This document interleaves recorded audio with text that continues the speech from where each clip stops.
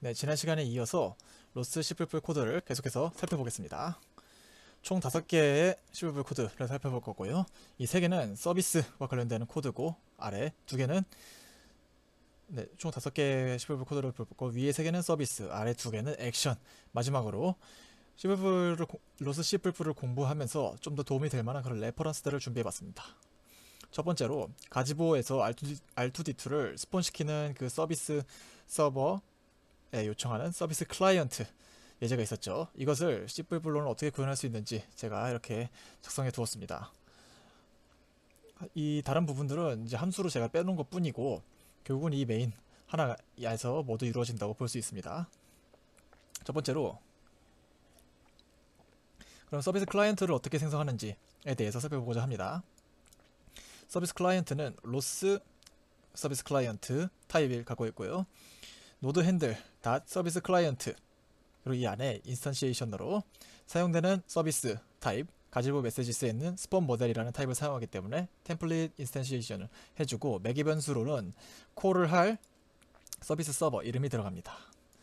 그래서 이렇게 생성된 서비스 프록시 서비스 클라이언트를 사용하는 부분 아래서 나오겠죠. 그 다음에 파이썬 서비스 클라이언트랑 차이가 나는 부분을 제가 말씀드리고자 하는데요. 가지보 메시지스 안에 있는 스폰 모델 이 구조체로 되어 있는데 이 구조체 안에 리퀘스트랑 리스폰스가 같이 들어 있습니다. 그래서 지금 잘 보시면 제가 지난 글씨로 표시해 두었는데 모델.리퀘스트, 모델.리스폰스로 이 모델 안에 리퀘스트와 리스폰스가 둘 다 들어 있다는 점 유념해 주시면 좋을 것 같고요.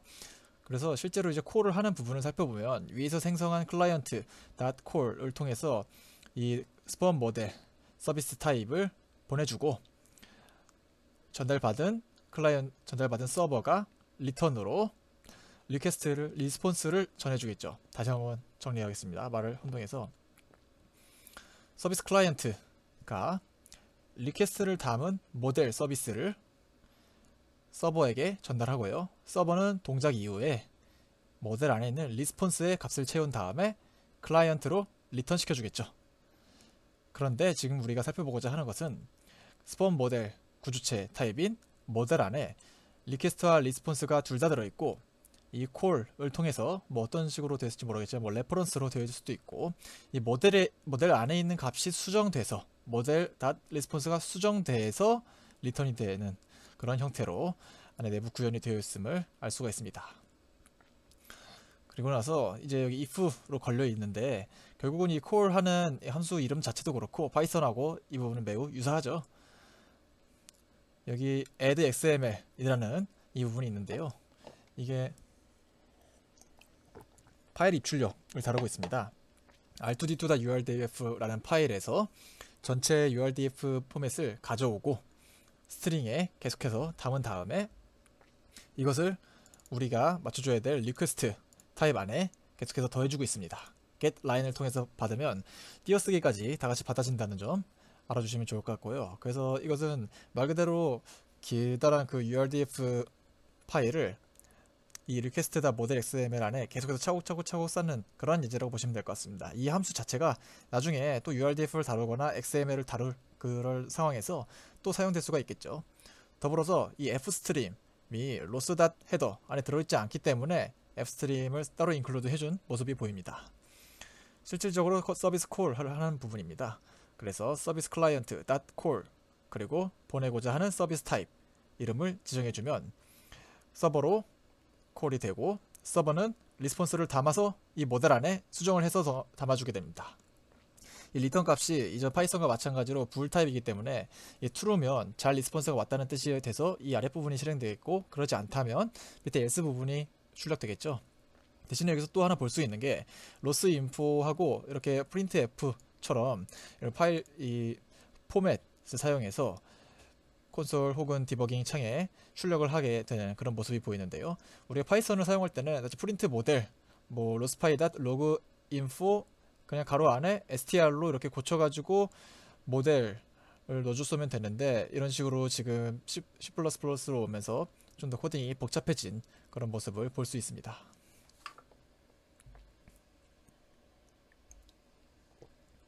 그리고 좀 유용한 툴을 하나 말씀드리고자 하는데요.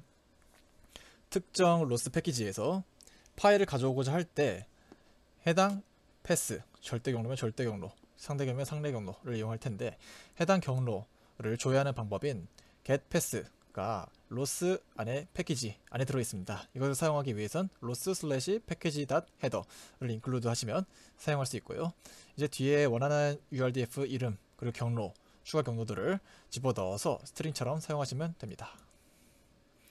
다음으로 이제 서비스 예제였던 로봇을 회전시키는 그 코드들 두 개를 살펴보겠습니다.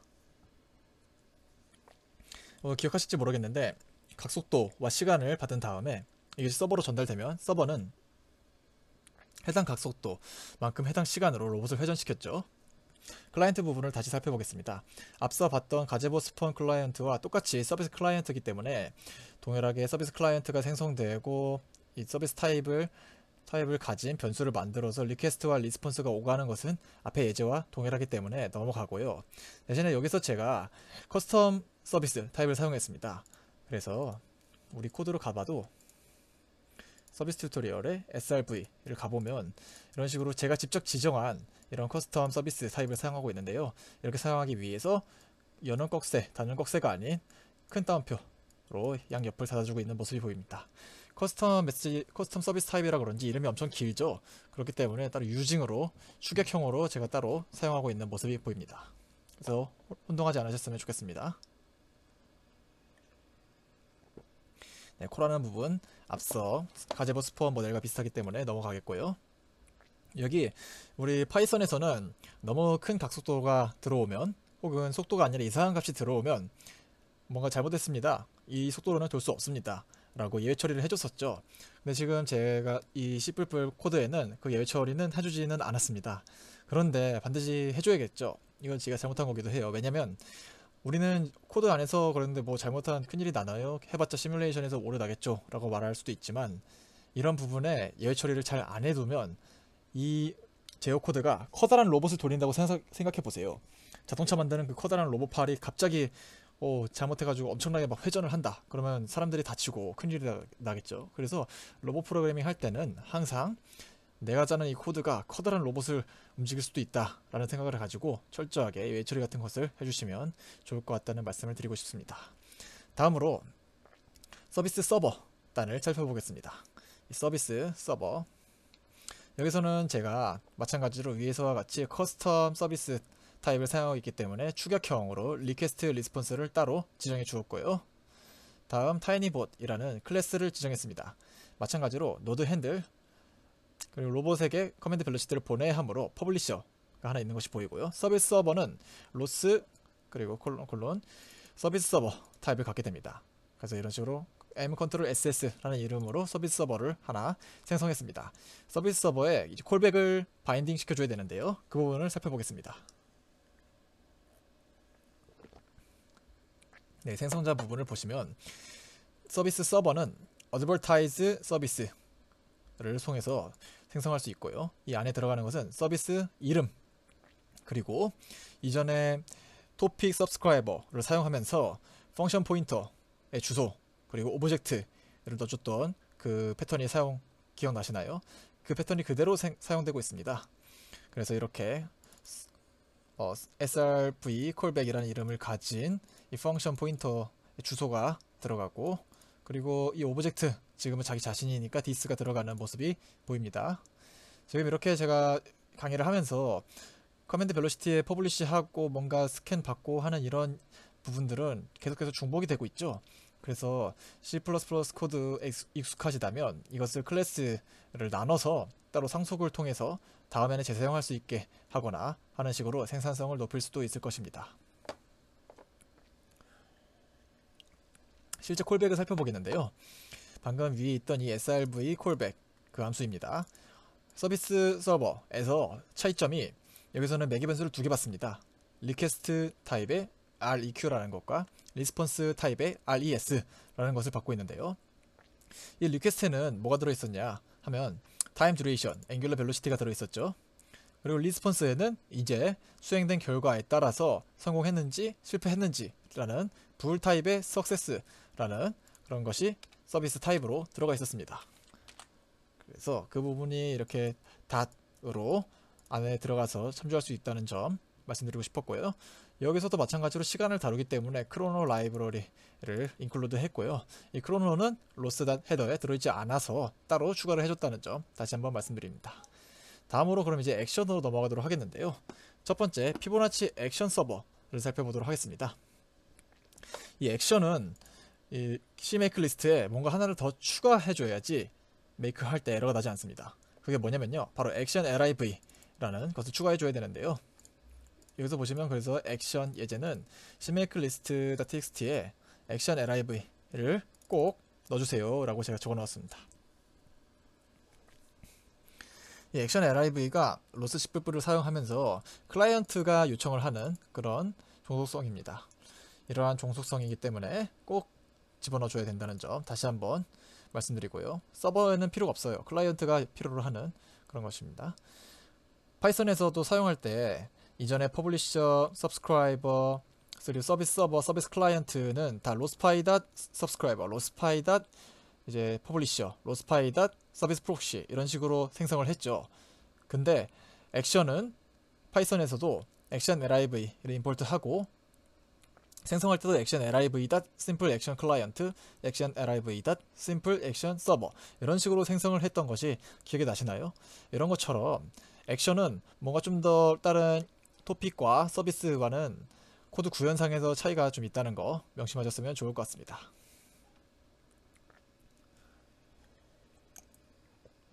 그리고 실제 피보나치 예제에서 액션 타입이 시퀀스라는 int 32 타입을 가진 이런 리스트를 사용했었죠. 파이썬에서는 이게 배열이 리스트가 됐었지만 C++에서는 스탠다드 벡터 형식으로 이것이 다뤄지게 됩니다. 그래서 밑으로 내려보면 실제 이 코드에서도 푸시백을 통해서 뭔가 집어넣어주고 하는 모습이 보이죠. 참조할 때도 이 화살표 표시 .at으로 참조하고 있는 그런 모습들이 보입니다. 지금 근데 여기 포인터로 들어왔기 때문에 이렇게 스마트 포인터로 들어왔기 때문에 화살표 함수가 사용됐다는 거를 보시면 될 것 같고요. 전체 코드가 그래서 이렇게 생겼는데 위에서부터 다시 살펴보도록 하겠습니다. 액션 서버 이고요. 임포트 시 다음과 같이 액션 liv의 서버에 simple action server .header 이 긴 인클루드를 한번 해줘야 됩니다. 그러고 나서 우리가 지금 사용하는 피보나치 액션 타입은 로스에서 이미 제공하는 액션 타입이기 때문에 쌍따옴표가 아닌 꺽쇠로 사용하고 있다는 점 여러분께 다시 한번 상기시켜 드립니다. 생성자 부분을 살펴보도록 하겠습니다. 생성자 부분에서 액션 서버는 이와 같이 액션 liv 안에 있는 simple action server로 생성을 할 수 있고 템플릿으로 구현되어 있기 때문에 인스탄시에이션을 해주셔야 됩니다. 그리고 서버는 피드백과 리절트를 클라이언트에게 계속해서 보내야 되죠. 그렇기 때문에 피드백과 리절트도 안에 따로 멤버 변수로 지정해 주었습니다. 실제 생성자 부분을 보면 그리고 뭐 네임이 연결되고 하는 것은 다 오케이긴 한데 여기 보시면 이 액션을 이 내부의 실질적인 값을 지정해 줄 때 첫 번째 매개 분수로 노드 핸들, 두 번째 이름, 세 번째로 뭔가 기다란 함수가 하나 들어가고요. 마지막에 false가 들어갑니다. 마지막 매개 변수는 오토 스타트에 해당하게 됐고요. 오토 스타트를 하지 않기 때문에 여기서 따로 스타트를 함수로 호출해 주고 있습니다. 이 부스트에 있는 바인드로 시작하는 이 함수가 어떤 건지 살짝 이야기해 보고 넘어가 보고자 합니다. 부스트 바인드 이것은 이제 부스트 라이브러리에 있는 바인드라는 함수인데요. 이 C++11부터 아마 스탠다드 라이브러리로 들어왔을 건데 어쨌든 차치하고 이 문장을 한번 보도록 하겠습니다. 첫 번째 어떤 함수의 주소와 이 함수가 속해 있는 클래스인 this를 연결시켜 주는 것은 앞서 여러 예시들에서 나왔던 패턴이기에 이해가 되겠는데 뒤에 있는 언더바 1이 뭐지? 라고 이해하실 수 있습니다. 이 부스트에 있는 바인드가 왜 이렇게 사용됐고 어떻게 결국 쓰이는지를 살짝 말씀드리면 이 콜백 펑션 안에 어떤 인자가 들어갈지 어떤 타입이 들어올지 몇 개 인자를 받을지 이런 것을 좀 자유롭게 해주고 싶었습니다. 자유롭게 해주고 싶다는 그런 상황에서 부스트 바인드가 사용되게 되면 코드 구현 시 코드 양을 좀 많이 줄일 수 있습니다. 그래서 왜 이렇게 복잡하게 쓰냐, 그냥 앞에서 했던 거 예제처럼 직접 뒤에 어떤 거 들어가고 직접 다 써주게 하면 되지 않느냐 라고 할 수도 있는데, 그러면은 밑에서 이제 콜백을 구현할 때 좀 복잡해지게 됩니다. 그래서 결국에는 이제 사용하시는 여러분들을 편하게 하기 위해서 부스트 바인드가 사용됐다는 점을 말씀드릴 수 있을 것 같습니다. 그 다음에 이 플레이스 홀더라고 하는데요, 이게 바로 이 액션 콜백에 매개 변수가 몇 개 있는지를 설정해주는 그러한 변수라고 볼 수 있습니다. 이 플레이스 홀더는 언더바로 시작하고요, 언더바 1이라고 하면 액션 콜백에는 매개 변수가 하나 들어온다 라는 뜻이 됩니다. 그 다음에 매개 변수가 2개 들어온다 하면은 플레이스 홀더를 하나 더 언더바 2라고 지정해주면 됩니다. 이 플레이스 홀더는 항상 언더바로 시작해서 언더바 다음에 숫자가 나오는 그런 형태를, 그런 패턴을 취한다고 볼 수 있습니다. 그래서 이렇게 펑션 포인터, 오브젝트, 플레이스 홀더 3개를 다 엮어서 이 액션 콜백이라는 함수는 이 클래스 안에 있고 매개 변수가 하나야 라는 식으로 바인드가 돼서 나중에 콜백이 실행될 때마다 손쉽게 호출되고 밑에 사용될 때도, 내부적으로 사용될 때도 코드 양이 깔끔하게 사용할 수 있다는 거 다시 한번 말씀드립니다. 네, 이후의 과정들이 파이썬 예제와 비슷하고, 대신에 여기서 계속해서 말씀드리는데 파이썬과 다르게 C++는 뭔가 문자를 출력하고 콘솔에 출력하는 이런 부분에 있어서 좀 더 파이썬보다 다루기는 까다로운 점이 있죠. 그래서 이 네임을 가져오는데, 이 네임 여기서 포맷을 잘못해가지고 그냥 네임을 이렇게 프린트하게 했다가 뭐 오류가 나고, 그래서 어떻게 해야 되지 이런 식으로 디버깅 하게 되는 그런 상황도 올 수 있습니다. 그래서 좀 노하우가 필요하기도 합니다. 저도 하면서 이제 이런 상황들을 많이 겪었습니다. C++ 코딩하면서. 그리고 나서 지금 들어오는 타입이 반드시 이 액션 콜백에서는 고를 전달받을 때, 이 골이 클라이언트로부터 올 때마다 실행되는 콜백이죠. 이 고를 전달받을 때 이 매개 변수를 반드시 스마트 포인터 형식으로 전달받아야 됩니다. 스마트 포인터 형식이 const ptr과 ptr이 있었죠. 반드시 이렇게 해야 합니다. 그래서 아래서 사용할 때도 이 화살표 함수로 이 함수가 호출됐던 이유도 포인터로 들어오기 때문에 이렇게 사용됐다는 점, 이것 또한 마찬가지로 결국에는 성능을 좀 더 좋게 하기 위해서, 여러분들을 위해서 이렇게 되어 있다고 보시면 될 것 같습니다. 스마트 포인터가 메모리를 자동적으로 관리해 주기도 하고, 지금 같은 경우 이 로스 C++에 있는 PTR과 const PTR은 쉐어드 포인터로 되어 있는데, 그래서 이 쉐어드 포인터는 몇 번 포인터가, 이 포인터가 이제 소유권이 옮겨졌는지 계속 카운트를 하고 있죠. 그래서 소멸될 때도 반대로 역으로 카운트하면서 하나씩 지워주고, 그래서 메모리 관리도 잘해주기 때문에 결국에는 사용자를 위해서 이렇게 코딩되어 있다고 보시면 될 것 같고요. 더불어서 이렇게 편하게 해두었긴 하지만 지금과 같이 가독성이 안 좋다라는 그런 부분들이 있는데, 로스2로 넘어가면서 많이 개선됐기 때문에 로스2도 기회가 되시면 배워보시는 것을 추천합니다. 네, 그래서 피보나치 액션 클라이언트, 마지막 액션 클라이언트 예제를 살펴보겠습니다.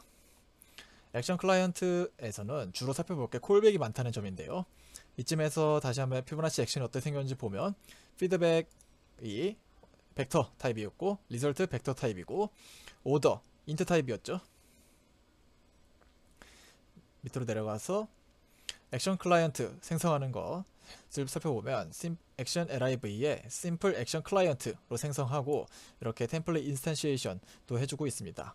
그리고 리퀘스트 해야 하는 서버 이름이 들어가고, 이 true, false가 들어가는데, 이것을 오토 스레딩이라고 해서, 이걸 true라고 하면 이 내부적으로 새로운 스레드가 계속해서 로스 안에 있는 스핀, 그래서 계속해서 쉬었다 양보했다, 동작했다 양보했다, 동작했다 양보했다, 이것을 반복하는 이 스레드가 자동적으로 실행됩니다. 왜 이렇게 되어 있는지, 혹은 실질적으로는 어떻게 구현되어 있는지에 대해서 제가 레퍼런스를 또 달아놓았기 때문에, 뭐 여기서 또 스레딩을 왜 쓰는지 약간 이런 거를 표현하기에는, 이런 것을 강의하기에는 시간 관계상도 있고 범위를 벗어나기 때문에 레퍼런스로 대체하는 점. 샌드 골 부분을 살펴보겠습니다. 클라이언트가 서버에게 골을 요청하죠. 이것을 계산해줘 라고 골을 보내는 이 부분을 살펴보겠습니다. 그런데 밑에 내려보시면 여기 콜백이 많이 걸려 있습니다. 돈 콜백, 액티브 콜백, 피드백 콜백이 있는데요, 하나씩 살펴보겠습니다. 사실 이 안에 어떠한 매개 변수가 들어오는지를 중점적으로 살펴보면 되는데요, 첫 번째 액티브 콜백은 이렇게 골을 보내서 처음 액티브 상태가 됐을 때 단 한 번만 실행되는 함수며 안에 매개 변수는 없습니다. 그래서 대부분의 경우는 이제 액티브 됐다라고 콘솔에 출력하는 이런 정도로 마무리가 되겠죠. 그리고 나서 이제 피드백이 올 때마다 호출되는 피드백 콜백이 있을 것입니다. 당연히 매개 변수로는 피드백을 받을 것이고요. 여기서도 마찬가지로 스마트 포인터인 const.ptr 형식으로 가져오는 것이 보이네요.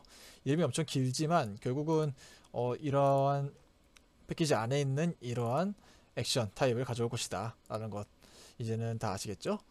그래서 여기서는 이 피드백 안에 시퀀스, 그러니까 벡터이기 때문에 벡터를 순회하기 위해서 이 for range 구문을 사용했습니다.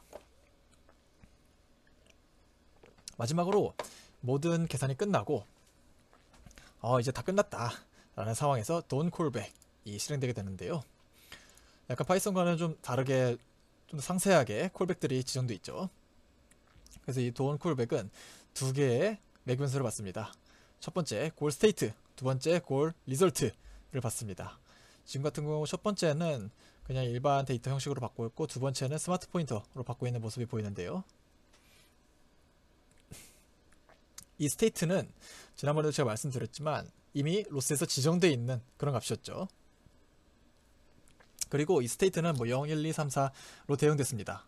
그렇기 때문에 따로 포인터이지도 않고 메모리 관리해줄 필요도 없기 때문에 그냥 이렇게 변수로 들어온 것 같고요.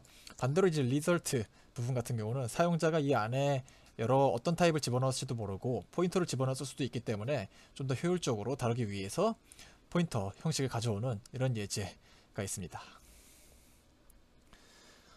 앞선 상황과 마찬가지로 그냥 프린트 해주면 되는 게 아니라 toString으로 바꾸고 또 이 안에서 CSTR로 바꿔서 이렇게 포매팅을 해주는 그런 모습이 보이네요.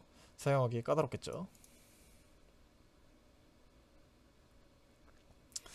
여기서 다음 부분은 액션의 장점 중에 하나인 액션 클라이언트가 서버가 작업 중인 동안에 다른 일을 할 수 있다 라는 것을 보여주는 그런 코드입니다.